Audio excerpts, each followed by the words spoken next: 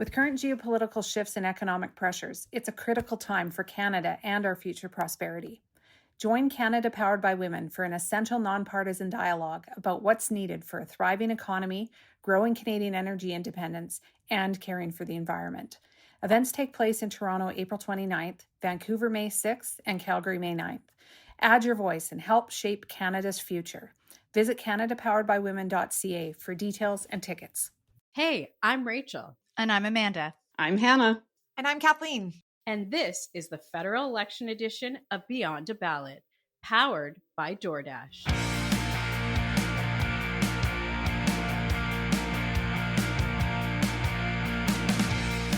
It's Thursday, March 27th, and what a Thursday it is. Welcome to Beyond a Ballot. I'm Hannah Thibodeau. Trump, trade, and tensions.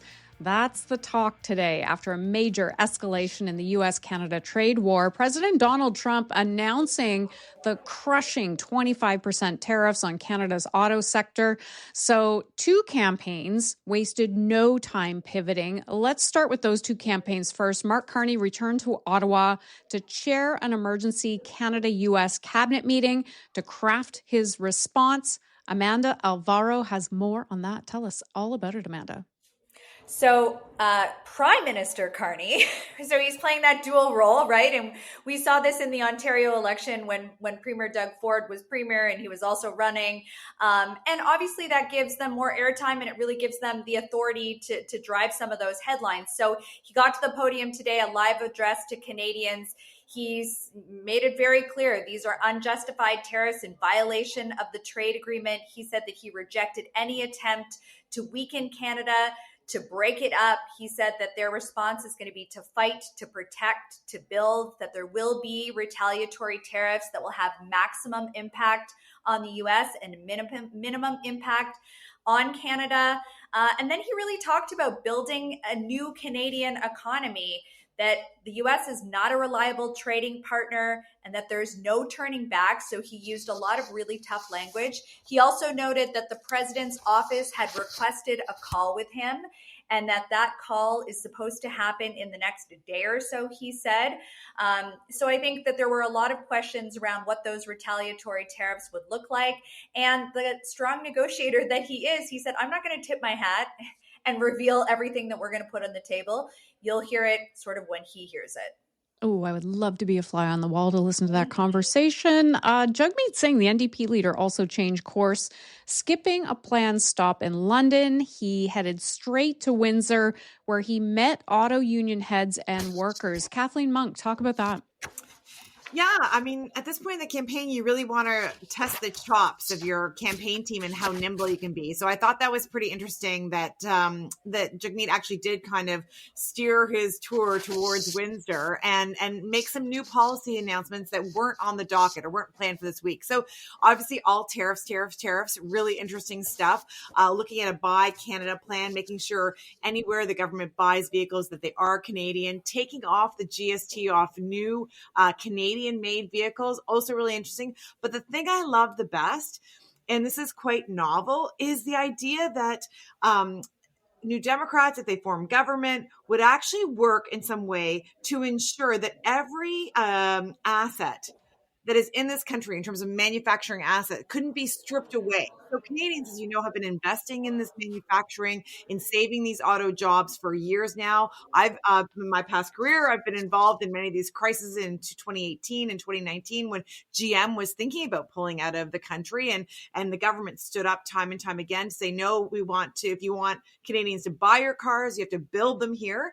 And so New Democrats are going to say, no, you're not taking that robot arm. You're not taking that manufacturing plant and yanking it to the U.S. That is Canadian paid for, and it's going to stay here. So an interesting tack by the New Democrats today to try to get notice in this very, very tough time around tariff talk. Rachel Siegel, Conservative leader Pierre Poilievre stuck to his schedule. He went to Surrey, BC, becoming the first leader to head west, but he also stuck to making his prior announcement. He announced a TFSA top-up, adding $5,000 more of investment room for Canadians. But I think the focus really stayed on what was happening south of the border.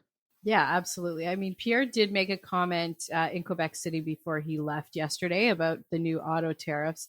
and then got on the plane and came to British Columbia. He was asked about it during his announcement today, and he made various comments on Donald Trump and the new tariffs, and really talking about how we can funnel money and protect Canada. Did that get across after Mark Carney came out and gave this big speech shortly after about the incredible threat our economy is facing and how we're just at the beginning of it? I mean, time will tell, but it was a pretty, I will give this one to Mark Carney today. That was a pretty solid speech that he gave to Canadians about just the threat that we actually are facing. And so going back to what Pierre was talking about, the thing for me that was too bad was that this announcement, the TFSA announcement that he made this morning about allowing for people to contribute $5,000 more to their TFSA every year, but to Canadian companies, is really smart policy. And I've talked to a couple of friends on the NDP side and the Liberal side today about that policy, and both said this is a really good policy. The problem is the campaign then went on and we shifted our narrative through the day. And this happens. It happens a lot, that we will start the day thinking one thing and then have to pivot. But Donald Trump and the global threat there definitely changing the game today. Absolutely. So campaign call out time. Kathleen Monk, I'm going to put you first today.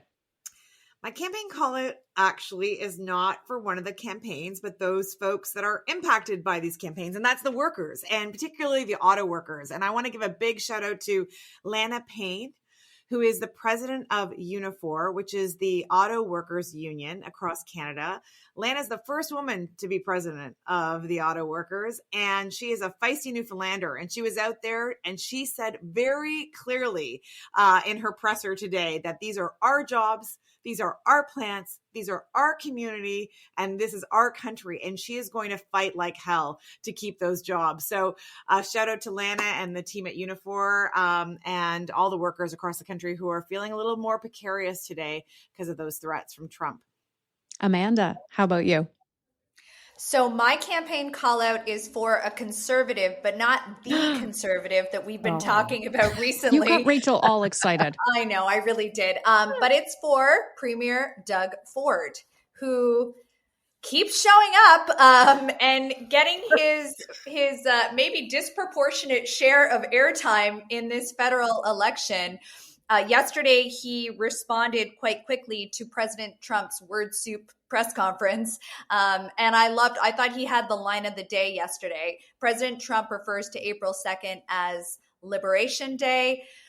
Doug Ford reframed it, recoined it, Termination Day, the day when workers on both sides of the border are going to be losing jobs. And I thought that reframing it that way and really putting the emphasis on what is going to be lost keeps getting him these moments in the spotlight. And I think that the response to that from Canadians, not just from Ontarians, but from Canadians, has been really quite remarkable. That's a good one. Termination Day. I do like that one. And Rachel, how about you? Campaign call out. I love a good Captain Canada moment, so I'll take that. Okay, my campaign call out is actually for Mark Carney, for the Liberal candidate. Whoa, what's happening today? Isn't that crazy? This is for Amanda. This is for you.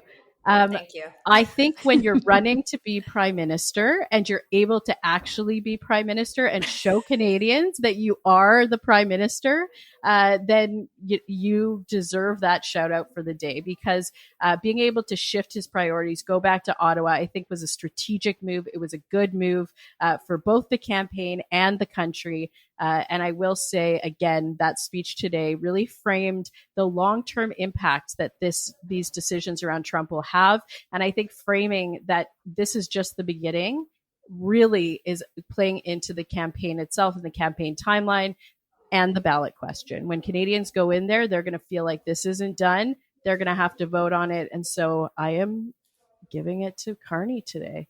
How does Pierre Poilievre get back into this conversation? I think Kathleen, you give that strategic advice, because Okay, everybody let's hear said that. something nice about some other leader.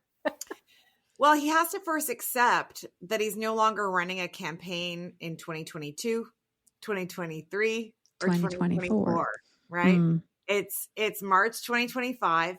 We are facing an existential threat, and he has to stop retreading his message track from previous years. We get it. It was a good one. Those were his glory days. He had a 25-point lead, but that has been eroded. It has bottomed out. In fact, I think as of today, all of the mainstream media pollsters have the Liberals in the lead, with Abacus finally coming in line with others. So he has to really, think about if he wants to win, he's going to have to figure out a way to address the Trump and the tariff question. It's like we're all sitting around having a glass of wine chatting about this. That's why I love doing this podcast. Tomorrow with wine. We should do it that way. Maybe tomorrow. Tomorrow's Friday. We can get her done on Friday. I want to thank everyone for today. The tariffs are ticking. Leaders are pivoting. The stakes sky high. We'll be on it every turn, every tactic. See you tomorrow. Thank you for listening. New episodes come out daily, and you can find Beyond a Ballot on Instagram and wherever you find your podcasts. A huge thank you to our title sponsor, DoorDash, and sponsors Equal Voice, Page, and Canada Powered by Women for making this election special possible. Speak to you tomorrow.